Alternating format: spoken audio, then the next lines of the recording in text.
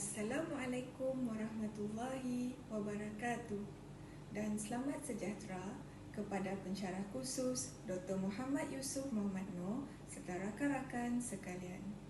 Saya, Siti Nur Amal Jariah binti Kamri, akan mengupas tentang tajuk kelebihan dan kelemahan pembiayaan kewangan pendidikan tinggi menerusi PT-PTN dan model alternatif. Sebagai pengenalan, pendidikan memainkan peranan penting untuk pembangunan pesat negara. Dengan adanya pendidikan akan melengkapkan rakyat dengan pengetahuan, kemahiran dan kecekapan yang memacu pertumbuhan dan membawa kemakmuran kepada negara. Dewasa ini, pelajar ke IPTA adalah kompetitif yang mana kemasukan pelajar ke IPTA adalah bergantung kepada pencapaian akademik serta penglibatan co-kurikulum di sekolah. Masalah kewangan bukanlah alasan untuk tidak melanjutkan pelajaran ke peringkat yang lebih tinggi.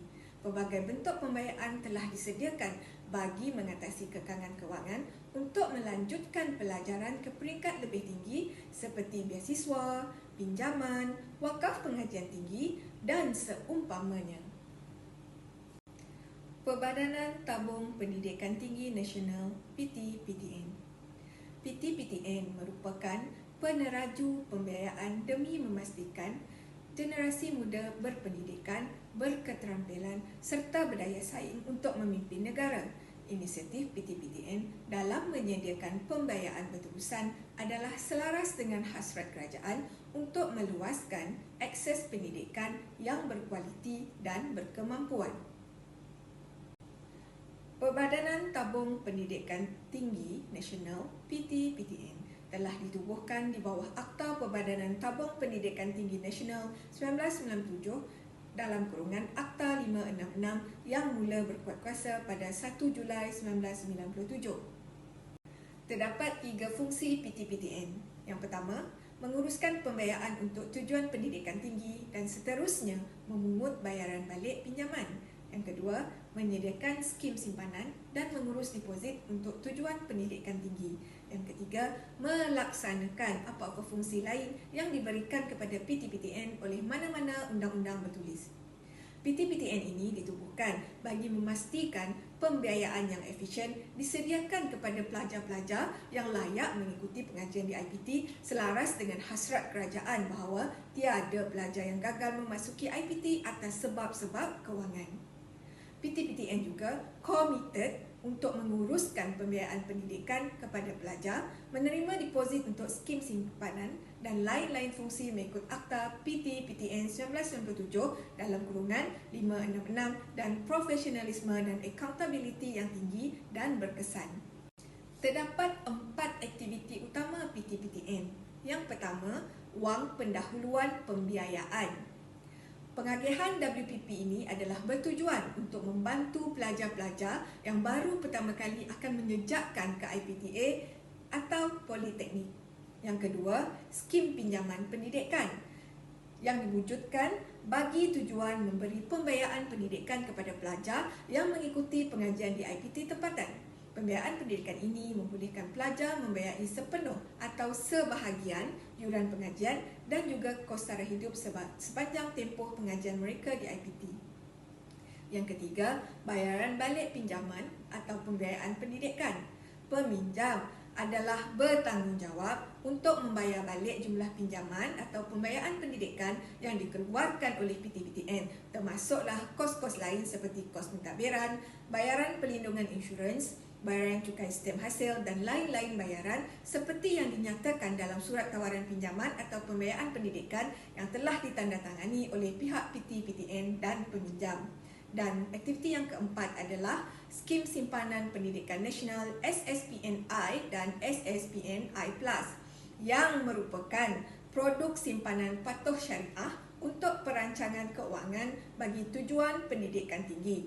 Menerusi skim ini, PT-PTN telah berjaya meningkatkan kesedaran dan amalan penabungan di kalangan masyarakat yang boleh dimulakan seawal sehari selepas kelahiran anak. Di sini, saya akan nyatakan 4 kelebihan pembiayaan PT-PTN. Yang pertama, nadi utama pelajar. PT-PTN menjadi nadi utama kepada para pelajar, terutamanya bagi golongan yang kurang berkemampuan untuk melanjutkan pelajaran ke peringkat lebih tinggi. PT-PTN sentiasa berusaha bagi memastikan tiada pelajar yang tercicir untuk melanjutkan pengajian ke IPT kerana masalah kewangan.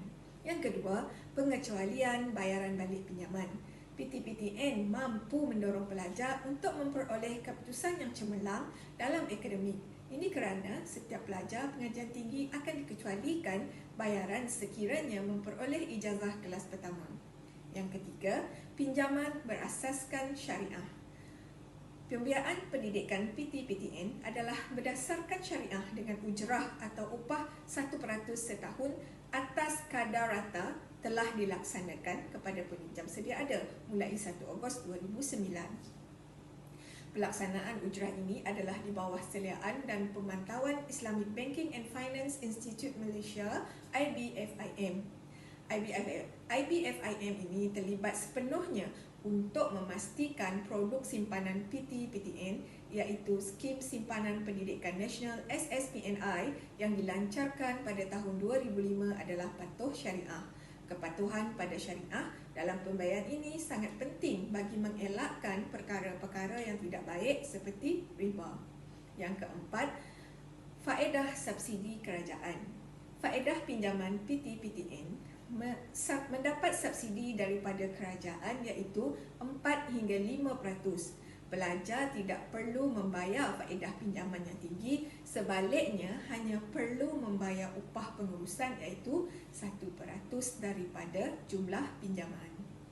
Seterusnya, kita akan lihat kelemahan pembiayaan PT-PTN. Di sini saya nyatakan 2 kelemahan.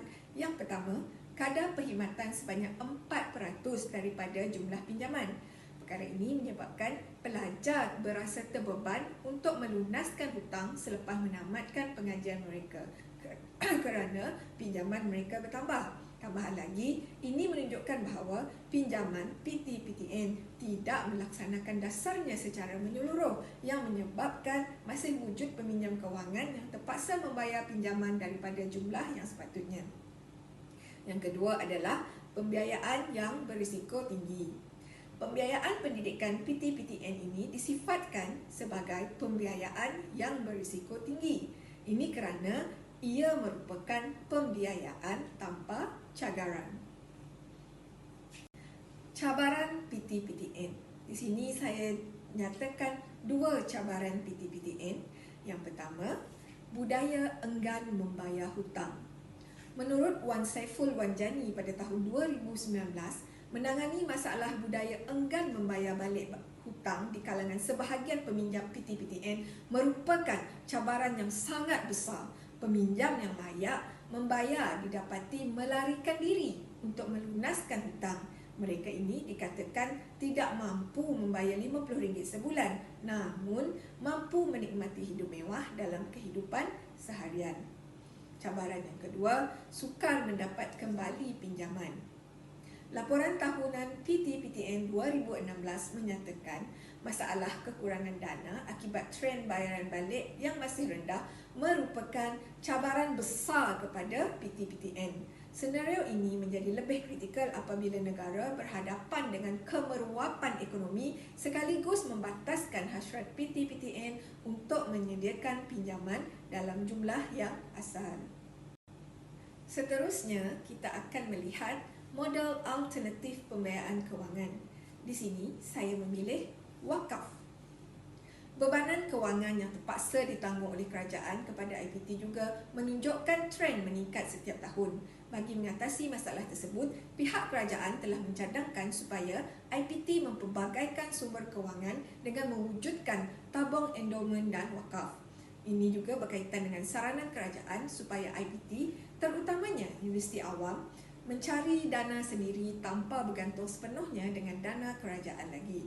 Justru itu, peranan wakaf sebagai alternatif pembiayaan kepada pelajar di IPT amat signifikan untuk diperkembangkan dan diperluaskan bagi pembangunan pendidikan tinggi di Malaysia. Wakaf pendidikan tinggi. Konsep yang dimainkan oleh wakaf pendidikan adalah untuk membantu membangunkan sesebuah institusi pendidikan melalui sumbangan yang diperoleh. Wakaf yang diterima adalah untuk sesebuah institusi pendidikan menjalankan urus tadbir, membantu kos operasi, membangun modal insan dan meninggikan taraf pendidikan umat Islam. Di antara contoh pembiayaan alternatif pendidikan tinggi di IPT iaitu wakaf, yang pertama adalah Endowment Fund Universiti Islam Antarabangsa UIAM, yang kedua Dana Wakaf Ilmu DUI UKM, yang ketiga Wakaf Ilmu UPM dan yang keempat Wakaf USIM iaitu Pusat Pembiayaan Wakaf USIM. Kelebihan model alternatif iaitu wakaf. Wakaf pendidikan berpotensi dijadikan sebagai dana yang mengurangkan beban sekaligus mampu meningkatkan ekonomi rakyat. Selain itu, wakaf haruslah dilaksanakan dengan zakat dan sedekah secara sistematik. Selain itu juga, mekanisme agihan semula adalah sangat unik kerana konsep tiada paksaan untuk melakukan wakaf. Seterusnya, kita membincangkan tentang cabaran model alternatif iaitu wakaf. Dalam usaha untuk menyemarakkan aktiviti berwakaf di Malaysia, tidak dinafikan bahawa pihak IPT akan menghadapi cabaran dan halangan yang tidak dapat dielakkan. Yang pertama adalah halangan perundangan, yang mana pelaksanaan wakaf di Malaysia tertakluk kepada enakmen Pentadbiran Agama Islam Negeri yang memperuntukkan Majlis Agama Islam Negeri selaku pemegang tunggal wakaf di setiap negeri. Yang kedua ialah kesukaran mendapat sumbangan wakaf. Perkara ini dikatakan kerana berpunca daripada kurangnya kefahaman dan kesedaran umat Islam untuk berwakaf, selain daripada masjid, surau dan tanah perkuburan yang disifatkan sebagai tradisi.